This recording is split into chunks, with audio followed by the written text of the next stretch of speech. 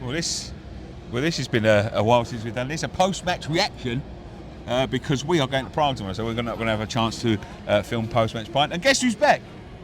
Hello, everyone. It's Graham. Graham's back. Where's Graham? I am holding a mic. It looks like I'm holding an imaginary mic here. I have got it in. I can't clip it on. We lost one of the sticks anyway. But boys, I mean, let's go into the game today. It was eventful in the end, weren't it? And I think the score flattered Burnley a little bit, to be honest. Yeah, I mean, Areola at the end, mistake. You know, he's trying to get a free kick. I think it's more out of embarrassment, really, to be honest. It was never a foul. But But yeah, no, I thought Fernandes was brilliant today. I thought he was my man of the match. Potts was great. Yeah, Potts was great. Potts was brilliant. Look, we just needed the win. We said the other week on Friday Night Pint, we said that 4 points out of Newcastle and Burnley would be massive, and we've got 6, so it's an even better bonus. So I think the performances are the things that I'm looking at. The first half was flat. Don't get me wrong. I looked at that first half and I come down and we're winning at 1-1. And I said to you, I think that was crap, to be quite honest with you. I'll be honest with you, I think Burnley deservedly went 1-0 up. They were the better side, but it seems we have to go a goal behind before we come out of our shell. It's a customary goal behind these days, isn't it? It looks like. Yeah, that's the thing. But look, we done well to get back in. We needed that goal just before half time. Callum Wilson, right place, right time, doing what strikers should do, be in the 6-yard box. That is what strikers do. Yeah. I mean, all 3 goals were scrappy. All 3 of our goals were scrappy, but you take them, wouldn't you? Because that's a bit of luck. Yeah. All day long. It was about the build-up play though. Like when we moved the ball quickly, see what happens. Yeah. All this ponderous sideways, backwards passing. Move the ball quickly, and look what happens. We get 3 goals out of it. Yeah, I think all 3 goals were crap. Listen, I've got to say special praise here because I said this a couple of weeks ago about Thomas Souček, and people were saying they never want to see him in a West Ham shirt again, blah blah blah. And I said a couple of weeks ago, when the game gets tough, it's to players like Thomas Souček you want. He's played up front twice, 2-2, mate. He's going for Ireland's record. Yeah. I mean, it was a false sub, wasn't it? Because Potts went off injured. Hopefully, that's not too serious. But look, Souček, he does it all the time. He never lets you down, and he will get his critics. He's not a starter anymore. I think we can all agree on that. But having him in the squad as an impact sub, it shows you what he can do. As you said, 2-2. He seems to be enjoying his football again. So fair play to Souček. You know what I think? Like when you get Souček on, centre backs ain't going to have an easy time. He'll get up there. He'll get his elbow in, he'll get his head in there, and he'll make it difficult for him, which is what he did today. He made it awkward for the centre halves. Yeah, I think that's what he's good at as well. He makes it awkward, but he'll put his body on the line, and that's what you need in these fights. I've got to say this as well.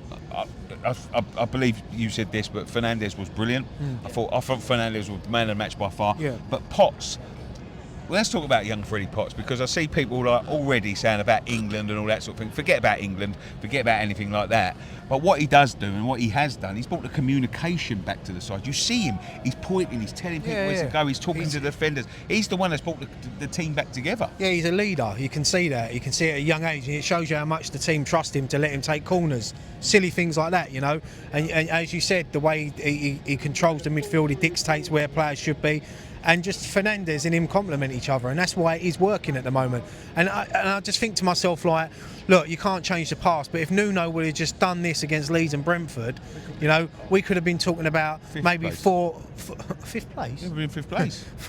No, we would have been. I know, but it just shocked me. Just down the bottom. But no, we would have been talking probably about 4 wins out of 4 or 3 wins and a draw.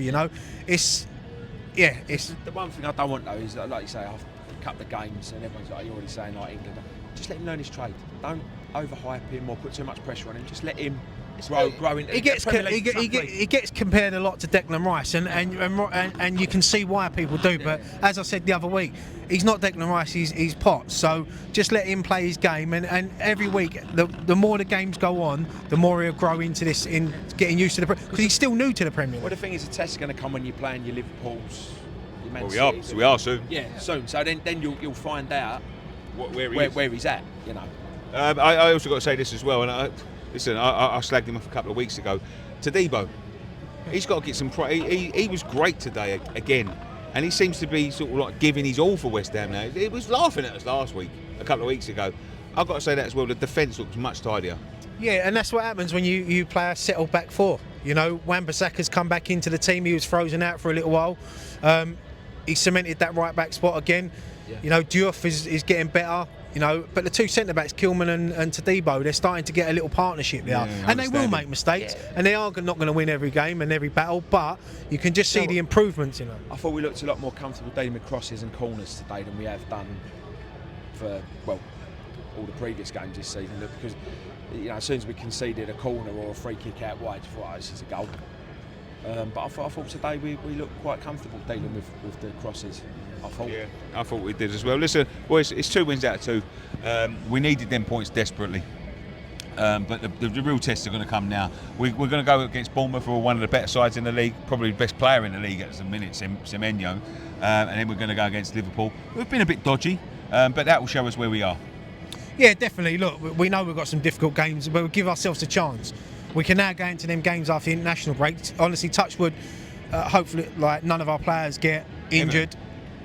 Hopefully none of our players get injured in national duty, and we can come back and we can give these teams a game, because Bournemouth are flying this season. Liverpool are a bit hit and miss, but if you catch them on a good day, that we can get battered. So you've always got to have that fear in you. But look, it's a great way to go into this international break. It's a lot better than when we went into the last international break, so we can all join. As you see, people's reactions after the game, and the atmosphere in there today was a lot better. About that, yeah. A lot better in there today. Good atmosphere today. I mean, that is probably one of the best ones I've seen since the European games. I mean, it just sprung into life. Do you think the protest had anything to do with that?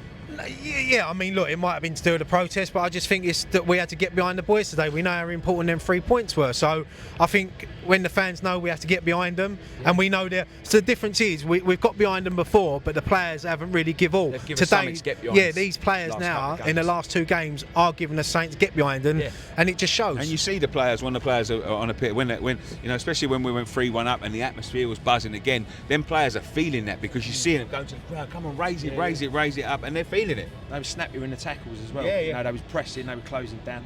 Because they've got the momentum behind them, the fans getting behind them. But again, they've given us something to get behind. Yeah. Have you had a gin today? You smell like gin. I haven't had gin. All right. You smell like something. Should we leave it there then? Yeah, great win. That's his cure-off. Is it? Oh, it smells like gin and tonic. Thank you very much for joining us. Cheers, Grace. Well, nice to see you. Great to be back. Grace, ain't getting paid. Yeah, but Love the guns. thank you very much for joining us. I'll be back in the morning with the morning after the game before. We'll be going to Prague tomorrow. If you want anything signed by Ludwig McCloskey, and I'm going to tell you what, I'm going to do something at the airport as well, ask you for some questions for Ludwig McCloskey when we get there. But if you want anything signed, go and sign for. Go contact E13 Events. Ian over there will sort out any pre-orders for the Ludwig McCloskey stuff, and it will be streamed next week. But thank you very much. One thing left for us to say: come on, you irons.